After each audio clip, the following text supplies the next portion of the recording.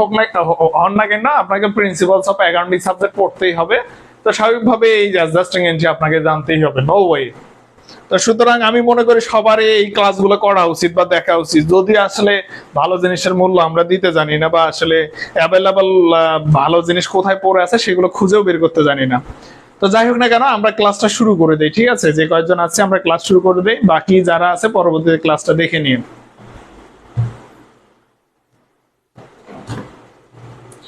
ওকে, আমাদের পেইড ব্যাচে যারা আছো প্রায় তোমরা অনেকেই আছো, তোমরা ঠিক মতো ক্লাস করো না, এটা তোমাদের বদ অভ্যাস। এবং আজকে আমরা অ্যাডজাস্টিং এন্ট্রির 2 নম্বর ক্লাস করব। আজকে ক্লাস শুরু করার আগে ন্যাশনাল বিশ্ববিদ্যালয় তথা পাবলিক বিশ্ববিদ্যালয়ের একটা সিনারি বলে দেই। ন্যাশনাল বিশ্ববিদ্যালয়ে ফার্স্ট ক্লাস রেজাল্ট, যেটাকে বলা হয় 3.00, হ্যাঁ, এই রেজাল্ট প্রাপ্ত শিক্ষার্থীর সংখ্যা খুঁজে পাওয়া প্রায় দুষ্কর। মানে ফার্স্ট ক্লাস রেজাল্ট নিয়ে বের হতেই পারে না ম্যাক্সিমাম ন্যাশনাল বিশ্ববিদ্যালয়ের বিবিএ বা অন্যান্য ফ্যাকাল্টি যে স্টুডেন্ট থাকে তারা ফার্স্ট ক্লাস রেজাল্ট নিয়ে বের হতে পারে না। এর অন্যতম কারণগুলোর মধ্যে আমি মনে করি তাদের যেহেতু ক্লাস হয় না, ছেলে মেয়েদের মধ্যে কোনো সিরিয়াসনেস থাকেই না। তো এই রেজাল্ট খারাপ মানেই কিন্তু এটা প্রকাশ করে। এবং এখানে আরেকটা বিষয় ক্লিয়ার করি, যারা পাবলিক বিশ্ববিদ্যালয়ে আছেন বা যে কোনো আর কি হায়ার এডুকেশনে আছেন, অনেকে আপনাকে বলবে রেজাল্ট ফ্যাক না, এটা ওটা, রেজাল্ট দিয়ে আহামরি কি হবে। আসলে কথাটা টোটালি মিথ্যা কথা। রেজাল্ট দরকার আছে। অনেকে বলে যে যার রেজাল্ট ভালো সে হচ্ছে ঘোরাঘুরি করেনি, বিভিন্ন অর্গানাইজেশন করেনি, এটা করেনি সেটা করেনি, মেয়ে মানুষের মতো ঘরের মধ্যে বসে শুধু পড়ছে আর পড়ছে, এই ধরনের কিন্তু কি বলবো, এগুলো ধরনের কিছু ল্যাঙ্গুয়েজ ইউজ করে। কিন্তু বাস্তবিকতে তোমাদের আমি একদম সত্য এবং বাস্তব কথা বলি, রেজাল্টের দরকার আছে। এখন রেজাল্ট কেন দরকার আছে জানো? এই রেজাল্টের উপর বেসিস করে যারা তোমাকে নিয়োগ দিবে চাকরিতে তারা এইটা আইডেন্টিফাই করে যে তুমি ভালো স্টুডেন্ট কিনা। নাম্বার 1, হ্যাঁ, রেজাল্ট যার ভালো সে অবভিয়াসলি ভালো স্টুডেন্ট। 2 নম্বর কথা হলো রেজাল্ট তারই ভালো হয় যে ধারাবাহিকতা রক্ষা করতে পারে। অর্থাৎ রেজাল্ট দেখে যারা ভাইবা বোর্ডের নিয়োগ করতে আছে তারা এইটা বুঝে যায় যে না, এর রেজাল্ট ভালো মানে কি, এ নিয়মিত ভাবে পড়াশোনা করছে বা ওর মধ্যে একটা ধারাবাহিকতা আছে, বিশৃঙ্খল লাইফ তার না, সে সময়ের কাজ সময় করতে জানে। এই রেজাল্ট এইটা বুঝাই দেয়। বুঝতে পারলাম? তাহলে রেজাল্ট কেন দরকার?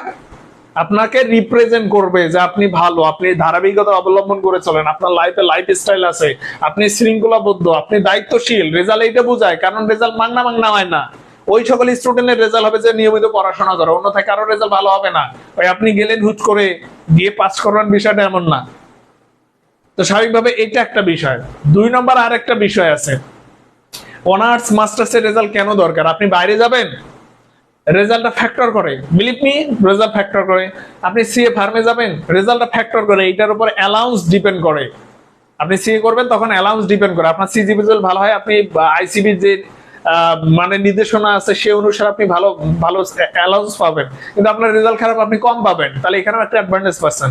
আর একটা মোস্ট ইম্পর্টেন্ট কথা বলি, রেজাল্ট ভালো এই কারণেই দরকার, শর্ট লিস্ট ব্যাংক সহ স্পেশালি প্রাইভেট ব্যাংকগুলা, এছাড়া গভর্নমেন্ট ব্যাংকগুলো করে কিনা আমি জানি না, তবে প্রাইভেট ব্যাংকগুলা শর্ট লিস্ট করে। শর্ট লিস্টে কি হয় জানো? সাপোজ ধরো 10 জন লোক নিয়োগ দেওয়া হবে এবং আবেদন করছে প্রায় 5000 লোক।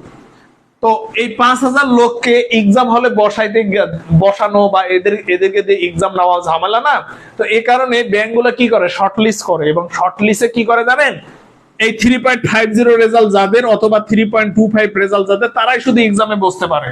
অর্থাৎ এক্সাম নেওয়ার আগে ছাড়াই করে বের করে দিবে। তো ওই জায়গায় ন্যাশনাল বিশ্ববিদ্যালয় তথা পাবলিক বিশ্ববিদ্যালয় অনেক ছেলে মেয়েদের রেজাল্ট খারাপ, স্টিল আমারও রেজাল্ট খারাপ। তো স্বাভাবিকভাবে শর্ট লিস্টে আমি বাদ, স্টিল তোমরা ওইভাবে বাদ হবা। তো এই জিনিসগুলোর প্রতি খেয়াল রেখে রেজাল্টটা অবভিয়াসলি দরকার। শুধু তাই না, রেজাল্ট ভালো, ডিপার্টমেন্টে ভালো একটা সম্মান পাবেন, ডিপার্টমেন্টে বা যেখানেই যাবেন সবাই বলবে না ও ভালো স্টুডেন্ট।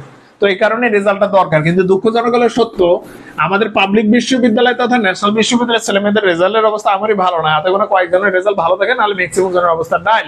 আর পাবলিক বিশ্ববিদ্যালয়ের ছেলেমেয়েরা একটু মানে কি বলবো, একটা এর মধ্যে থাকে যে না রেজাল্ট দরকার নেই, হ্যান ত্যান এটা সেটা। যখন অনার্স মাস্টার্স কমপ্লিট হয় এরপর বোঝে, যেমন আমি বুঝতেছি যে রেজাল্টের দরকার ছিল। ঠিক আছে, আমি বুঝতেছি। পাবলিক বিশ্ববিদ্যালয়ের যে সকল ছেলেমেয়ে আমার ভিডিওটা দেখতেছো, অনেকে বলে যে রেজাল্টের দরকার নেই, হ্যান ত্যান এটা সেটা, রেজাল্ট ছাড়া অনেকে এটা করতেছে ওটা করতেছে। বিলিভ মি, রেজাল্টটা মানসিক সাপোর্ট দেয় রে ভাই। স্বাভাবিকভাবে আমার ক্লাসটা যারা দেখবো বা দেখতেছো, আমরা অ্যাডজাস্টিং এন্ট্রি 2 নিয়ে কথা বলবো, অর্থাৎ আমরা অ্যাডভান্স রেভিনিউ এবং অ্যাডভান্স এক্সপেন্সেস নিয়ে শুধু আজকে কথা বলবো। এরপর কথা বলে আমরা একদম ডিরেক্ট ম্যাথ সলিউশনে যাবো, অর্থাৎ আগামীকাল থেকে ম্যাথ সলিউশনে যাবো। আমরা একই সঙ্গে অ্যাডজাস্টিং দাবিদা করবো, একই সঙ্গে ওয়ার্কশিট এবং ফিনান্সিয়াল স্টেটমেন্ট শিখবো। এটা অনার্স মাস্টার্সে যে সকল ছেলে মেয়ে আছে অলমোস্ট কম বেশি অ্যাডজাস্টিং এন্ট্রি কাজে লাগে। তো আমি যে বিষয়টা বলছিলাম যে রেজাল্টটা সবারই লাগে ভাই, মানসিক স্যাটিসফ্যাকশনের জন্য হলেও রেজাল্ট লাগে। এই কারণেই আমি বলবো রেগুলার পড়াশোনা করো। তুমি যে কোনো জায়গার স্টুডেন্ট হতে পারো, স্বাভাবিকভাবে তোমার রেজাল্ট দরকার, তুমি রেজাল্ট ভালো করার জন্য একাডেমি পড়াশোনা করো। ঠিক একই সঙ্গে চাকরি প্রস্তুতি নিয়ে একটু কথা বলবো। চাকরি প্রস্তুতি থার্ড ইয়ারে এসে শুরু করো, ফার্স্ট ইয়ার সেকেন্ড ইয়ারে করিও না, কারণ একাডেমির রেজাল্ট তোমাকে করতে হবে, তোমার বেসিকটা করতে হবে। ভাইভা বোর্ডে তুমি যে ডিপার্টমেন্ট থেকে আসছো সেই ডিপার্টমেন্ট সংশ্লিষ্ট কোশ্চেন গুলো করা হয়। স্বাভাবিকভাবে তোমাকে যখন ভাইভা বোর্ডে তোমার ডিপার্টমেন্ট সম্পর্কে জিজ্ঞেস করবে, তোমার ডিপার্টমেন্টের কোর কনসেপ্ট সম্পর্কে জিজ্ঞেস করবে, তুমি যখন পারবা না তখন তোমার সম্পর্কে নেগেটিভ একটা ইম্প্যাক্ট আসবে। তো এই কারণেই academy first year second year তোমার বেসিক গঠন করো, থার্ড ইয়ার থেকে জব প্রিপারেশন শুরু করে দাও। আশা করি বুঝতে পারছো। তো আমার পেইড ব্যাচের যে সকল ছেলে মেয়ে আছো, আশা করি আমার এই দিক নির্দেশনাটা বুঝছো। এবার আমরা আমাদের ক্লাসে আসি। এই জিনিসগুলো কেউ বলবে না, কোনো টিচারও বলবে না, ঠিক আছে? থার্ড ইয়ারে এসে মাত্র 1 ঘন্টা করে পড়াশোনা শুরু করবা জবের জন্য। থার্ড ইয়ারে এসে মাত্র 1 ঘন্টা, যে কোনো একটা বই নিবা, মাত্র 1 ঘন্টা করে পড়বা। তাতেই হবে, মেলা প্রস্তুতি হবে তাতেই। কিন্তু এতটুকুই আমরা করি না, এবং এই অ্যাডভাইসটা সবার জন্যই আর কি। তো যাই হোক, আজকে আমাদের ক্লাসে যে টপিকসটা ছিল